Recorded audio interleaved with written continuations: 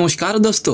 গান গাইতে জুলাই দ্বিতীয় সপ্তাহে যুক্তরাষ্ট্রে যান শাবিনা আহমেদ। একটি শো শেষে আরেকটির প্রস্তুতি চলছিল, আয়োজকদেরও ছিল নানা পরিকল্পনায়। এরই মধ্যে হঠাৎই অসুস্থ হয়ে যান শাবিনা আহমেদ। তো কি অবস্থা, কেমন আছেন? আমি নিয়ন বাওয়ার গাইজ। আজকের ফার্স্ট নিউজটি থাকবে শাবিনা আহমেদ মারা যাওয়ায় কি বললেন জেমস, অ্যান্ড সেকেন্ড নিউজটি থাকবে কোটা সংস্কার আন্দোলনকারীদের প্রতি মুক্তিযোদ্ধাদের খোলা চিঠি, এই বিষয়টি নিয়ে। তো আশা করি ভিডিওটি সম্পূর্ণ দেখবেন।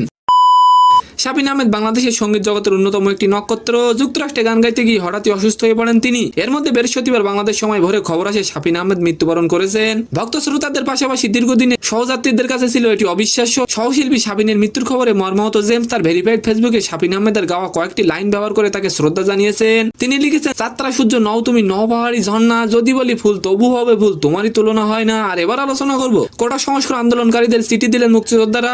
সরকারি চাকরিতে কোটা সংস্কারের দাবি নিয়ে আন্দোলনকারী ছাত্রছাত্রীদের নেতাদের খোলা চিঠি দিয়েছেন বীর মুক্তিযোদ্ধা সংগঠন আমরা ৭১। চিঠিতে সরকারের কাছে নিরপেক্ষ তদন্তের মাধ্যমে নিহতদের ঘটনা সুষ্ঠু বিচারের দাবি করেছে তারা। পাশাপাশি নিহত পরিবারের পাশে আর্থিক সহায়তা নিয়ে দাঁড়ানোর আহ্বান জানিয়েছেন সংগঠনটি। তো সম্মানিত দর্শক, আজকের ভিডিওটি কেমন লাগলো অবশ্যই কমেন্ট বক্সে জানাবেন। আর ভিডিওটি যদি ভালো লাগে অবশ্যই একটি লাইক দিয়ে আমাদের চ্যানেলটিকে সাবস্ক্রাইব করে দিবেন। ধন্যবাদ।